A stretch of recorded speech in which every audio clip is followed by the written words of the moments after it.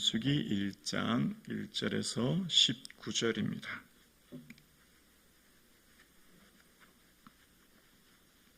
구약성경 193면입니다. 오늘 나에게 주신 하나님의 말씀을 우리 함께 고백드리겠습니다. 함께요. 이스라엘 자손이 애굽 땅에서 나온 후 둘째 해 둘째 달 첫째 날에 여호와께서 시내 광야 회막에서 모세에게 말씀하여 이르시되 너희는 이스라엘 자손의 모든 회 중 각 남자의 수를 그들의 종족과 조상의 가문에 따라 그 명수대로 계수할지니 이스라엘 중 20세 이상으로 싸움에 나갈 만한 모든 자를 너와 아론은 그 진영별로 계수하되 각 지파의 각 조상의 가문의 우두머리 한 사람씩을 너희와 함께 하게 하라. 너희와 함께 설 사람들의 이름은 이러하니 르벤 지파에서는 스데울의 아들 엘리술이요 시므온 지파에서는 수리삿대의 아들 슬루미엘이요 유다 지파에서는 암미나답의 아들 나손이요 이사갈 지파에서는 수알의 아들 느다넬이요 스불론 지파에서는 헬론의 아들 엘리압이요 요셉의 자손 중 에브라임 지파에서는 암미훗의 아들 엘리사마요 므낫세 지파에서는 부다술의 아들 가말리엘이요 베냐민 지파에서는 기드오니의 아들 아비단이요 단 지파에서는 암미삿대의 아들 아히에셀이요 아셀 지파에서는 오고란의 아들 바기엘이요 갓 지파에서는 두올의 아들 엘리아삽이요 납달리 지파에서는 에난의 아들 아히라라이니라 하시니 그들은 회중에서 부름받은 자요 그 조상의 지파의 지휘관으로서 이스라엘 종족들의 우두머리라. 모세와 아론이 지명된 이 사람들을 데리고 둘째 달 첫째 날에 온 회중을 모으니 그들이 각 종족과 조상의 가문에 따라 20세 이상인 남자의 이름을 자기 계통별로 신고하며 여호와께서 모세에게 명령하신 대로 그가 시내 광야에서 그들을 계수하였더라. 아멘. 예수 그리스도 안에 거듭난 믿음으로 감사가 충만한 이 하루 되기를 주님의 이름으로 축복합니다. 오늘 본문은 민수기이지요. 인구수를 세다라는 것으로서 민수기라고 하는데 히브리어 성경은 베미드바르라고 해서 광야에서라고 하는 챕터 이름이 붙여져 있습니다. 히브리어 성경은 첫 단어를 그 채권의 이름으로 쓰기 때문이지요. 광야에서, 그러니까 광야기에 대한 이야기가 민수기이고 시내 광야에서 시작하여 여리고 맞은편 모압 평야까지 이르는 그 여정에 대해서 기록되어 있습니다. 민수기를 통해서 앞서간 믿음의 선배들의 삶의 여정이 어떠했는지, 어떠한 선택과 결정이 그들의 삶의 미래를 결정했는지를 봄으로써 오늘 현재를 살아가는 우리의 삶 또한 앞서간 믿음의 선배들처럼 과오를 범하지 않는 어떤 것이 주님이 기뻐하는 선택이며 그 길인지를 말씀을 통해 깨달아 알아 우리의 삶에도 하나님이 주신 그 생명의 길을 걸어가는 저와 여러분 되실 수 있기를 주님의 이름으로 축원합니다. 인생의 시작은 물과 성령으로 거듭남으로부터 새로운 인생이 시작됩니다. 인생은 그러므로 그리스도 안에 새로운 피조물이라. 우리는 주님 안에서 새로운 피조물이 되었지요. 그래서 우리의 삶 가운데 새로운 피조물 된 우리의 삶의 시간은 믿음으로 우리의 삶을 살아가는 때 우리의 삶은 진짜 인생이 시작되는 것입니다. 오늘 본문을 보면 이렇게 시작하죠. 이스라엘 자손이 애굽 땅에서 나온 후로 시작합니다. 애굽 땅에서 종되었던 그들이 이제 어떻게 나왔습니까?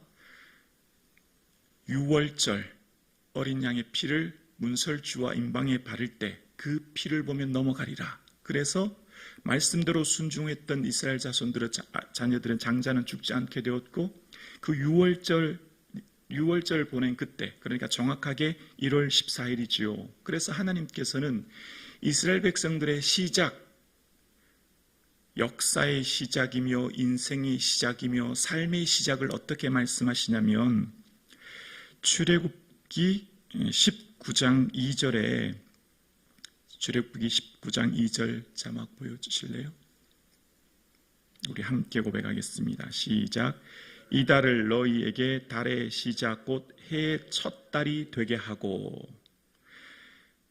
하나님께서 이스라엘 백성들의 삶의 시작, 그들의 이스라엘 역사의 시작, 달의 시작은 바로 하나님께서 말씀하신 유월절을 보낸 후 그들이 애굽 땅에서 출발할 때가 바로 그들의 역사의 시작이며 인생의 시작이며 삶의 시작이 되었다라고 말씀하시는 거예요.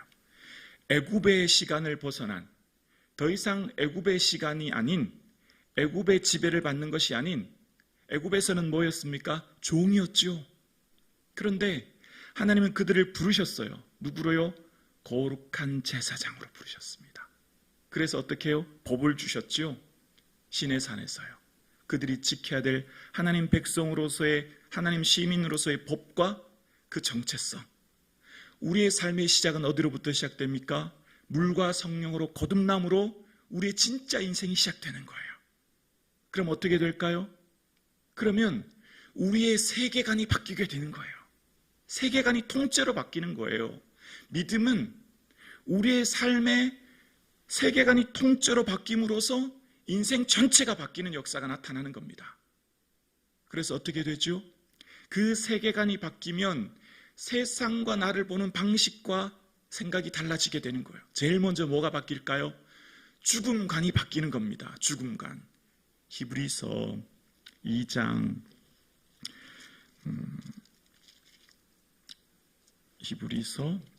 14절 말씀인데요.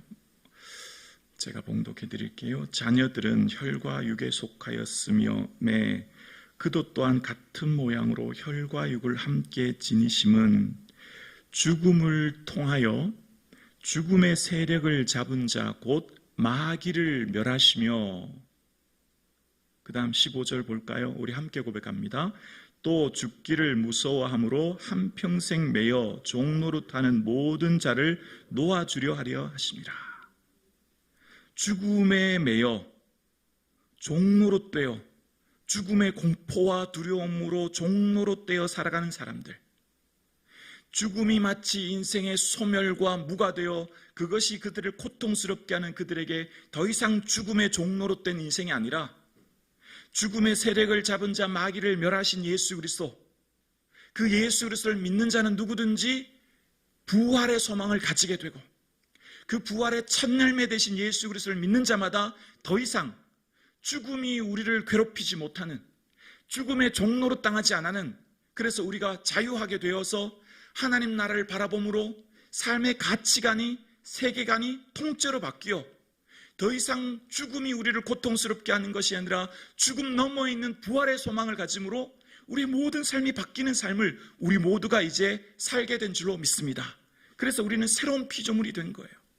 그래서 우리의 삶 가운데서는 더 이상 우리의 삶 가운데 죽음의 마귀에게 종로로 당하는 삶이 아닌 예수 그리스도로 말미암아, 그러므로 이제 그리스도 안에 새로운 피조물이 되어 생명의 성령의 법으로 말미암아 새로운 인생이 우리 모두가 시작되었지요. 그래서 하나님께서는 애굽에서 출발할 그때 유월절 어린 양의 피로 거듭난 그들의 새롭게 시작된 그들의 삶일 시간을 시작이라 말씀하신 겁니다. 그래서 그들의 삶 가운데 오늘 본문 다시 보면요, 1절입니다. 이스라엘 자손이 애굽 땅에서 나온 후 둘째 해 둘째 달 첫째 달에 여호와께서라고 이야기합니다. 둘째 해 둘째 달, 그러니까 2년 2월 1일이라는 거예요. 애굽에서 나온 지 2년 정도 되었고 2개월 정도 되었다, 이제 그 얘기하는 겁니다.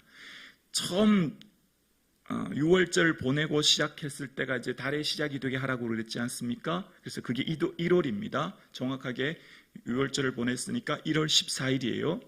그리고 이제 나와서 어디에 도착하냐면 한 3개월 정도 되었을 때 시내산에 도착합니다. 그 시내산에 도착했을 때 하나님이 모세를 부르시고 모세에게 이스라엘 백성들이 지켜야 될 법인 십계명과 그들이 예배를 어떻게 드려야 될지에 대한 예배에 대한 설명을 해주시죠. 그리고 하나님께서는 그들이 이제 하나님의 세계가 다 내게 속하였다, 너희는 내게 거룩한 제사장 나라가 되었다 말씀하실 것이죠. 그리고 그곳에서 하나님께서는 말씀해 주셔서 이제 성막을 짓게 됩니다. 성막을 다 지은 것이 2년 2월 1일입니다. 그렇게 성막을 지은 다음 그 출애굽기 마지막 장에 보면 하나님의 영광이 성막에 충만하게 됩니다. 그리고 오늘 본문 다시 볼게요. 둘째 해 둘째 달 첫째 날에 여호와께서 시내 광야에서 모세에게 말씀하여 이르시되, 하나님께서는 이제 시내 산에서만 임재했던 영광이 아니라 이제 친히 회막에서 모세에게 말씀하시는 하나님인 것을 보게 됩니다. 시내 산에서 머물러만 계신 하나님이 아니라 그들과 친히 동행하셔서 그들의 가는 길, 그들의 모든 삶에 친히 함께 하시고 동행하시고 임재하시는 하나님의 영광을 그들이 이제 누리게 된 거예요. 그래서 이 민수기에서는 회막이란 말과 성막이란 말은 같은 동의어로 생각하시면 됩니다. 장막이란 것은 그들의 숙소인 거죠. 그들이 머무르는 곳, 그것은 장막을 말하고요. 회막은 하나님의 성막, 하나님 임재의 상징을 이야기하는 것입니다. 그래서 이 회막을 지으라고 말씀하셨고 성막을 지은 그곳에서 하나님 영광이 충만하게 되어서 이제 하나님은 그들과 함께 하시는, 이 회막을 통해서 그들의 삶을 인도하시는 하나님의 영광을 그들이 누리게 되었습니다. 회막이 가면 이스라엘 백성들이 가고, 회막이 멈추면 그들이 멈추는, 그들의 삶을 인도하시는 하나님의 은혜를 그들이 누리게 된 것입니다. 그래서 이스라엘 백성들이 비록 그들의 있는 곳은 광야이지만 하나님이 친히 함께 해주셔서 임마누엘 하나님이 동행하셔서 스데반은 이때의 상황을 광야 교회라는 표현을 쓰죠. 하나님의 영광이 충만히 임재하는 것을 이야기하는 겁니다. 우리의 신앙생활은 장소의 문제가 아니라 임재의 문제입니다. 내가 어디 있느냐의 문제를 넘어 하나님 함께 하시냐의 문제가 우리 인생의 승패를 결정하는 거죠. 지금 비록 이스라엘 백성들이 나온 곳은 어디입니까? 미드바르라고 하는 광야에 있죠. 그들의 삶은 생존이 불가능한 광야에 있지만 하나님이 친히 회막에서 그들과 함께 하심으로 그들의 삶을 이끄시고 그들의 삶을 보호하시고 그들의 삶과 함께 하심으로 그들의 삶을 하나님께서 뭐라고 말씀하시냐면, 그들이 애굽에서 나올 때 하나님은 그들을 군대라고 표현하십니다. 출애굽기 12장 17절에 보면 하나님께서 애굽에서 나올 때 그들에게 이런 표현을 쓰시는데요. 너희는 무교절을 지키라. 이날에 내가 너희 군대를, 보이십니까? 군대를 애굽 땅에서 인도하여 내었다 말씀하십니다. 이스라엘 백성들은 더 이상 노예가 아니에요. 하나님께서는 그들을 군대라고 명령하셨고 하나님의 강한 군대로 세우셨다고 말씀하시는 거예요. 그들이 과거의 삶에 종되었던 노예의 삶이 아니라 하나님께서 친히 세우신 하나님의 군대로, 하나님의 백성으로 세우셨고, 그래서 이제 그들은 하나님의 사람으로 세움받게 되었죠. 그래서 3절에 보면 이렇게 말씀하십니다. 3절이요. 이스라엘 중 20세 이상으로 싸움에 나갈 만한 모든 자를 너와 아론은 그 진영별로 계수하되, 20세 이상 싸움에 나갈 모든 사람, 군인으로서 전쟁을 위한 준비로 그들을 세우시며 하나님 백성들을 계수하라, 그렇게 말씀하십니다. 자, 그러면 군대에 나갈 모든 자를 생각하면 좀 의문점이 드는 게 있죠. 하나님께서 친히 그들과 함께 하시고 전능하신 하나님이 그들을 인도하시면 하나님 다 해결해 주신다면서요. 하나님께서 모든 문제를 친히 풀어주시고 모든 것들을 다 어려움 없게 해주신다면서요. 근데 군대가 왜 필요할까요? 그리고 하나님 왜 군대라고 하시죠? 하나님의 영광에 동참하도록 그들을 부르시는 겁니다. 노예에서 군대로 그들을 부르신 하나님께서는 하나님 나라의 역사에 그 친히 현장에 함께함으로 그들이 그 하나님의 영광에 부름받아 친히 영광을 함께 경험하여 누리도록, 하나님께서 우리를 하나님의 사람으로 부르시고 하나님의 사명을 맡기시는 것은 비록 그것이 조금 무거울 수도 있고 힘들 수도 있으나 하나님 부름받은 우리는 하나님의 부름받은 자로서의 삶을 살아감으로 친히 우리 삶의 현장이 하나님의 영광의 현장으로 경험되기 위한 은혜의 특권이 하나님 나라에 부르신 사명자의 삶인 줄로 믿습니다.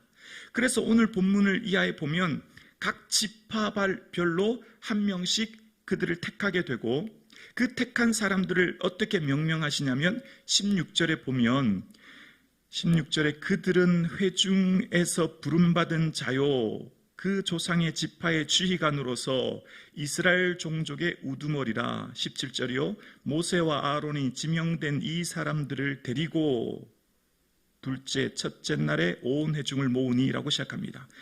뭐라고요? 이 부름받은 지파의 한 사람 대표를요 부름받은 사람들, 지명된 사람들. 하나님께서 지금 모세에게 친히 어느 지파 누구를 그 지파의 지도자로 세우라 라고 일일이 한 사람씩 명명해 주고 계세요. 이것은 하나님이 지명된 사람이에요. 근데 이후에 보면 이 지명된 사람들은 각 지파별로 그 군기를 들고 그들을 이끌어야 되고요. 또 이 지명된 사람들은 7장에 보면 앞장서서 헌신해야 됩니다. 많은 예물도 드려야 돼요. 어쩌면 지명된 사람들은 그것이 무거운 짐이 될 수도 있어요. 그러나 하나님께서 그들을 친히 지명하시고 부르시고 택하셔서 하나님의 나라의 영광에 함께 동참하도록 그들을 부르신 것이죠.